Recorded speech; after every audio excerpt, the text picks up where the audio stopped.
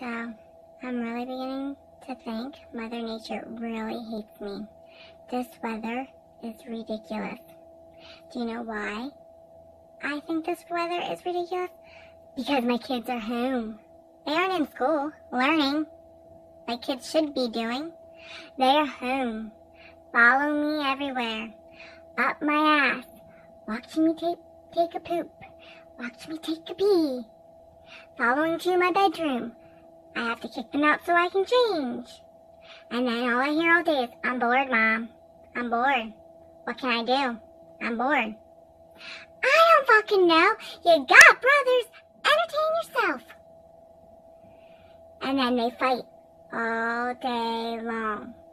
They don't know how to share.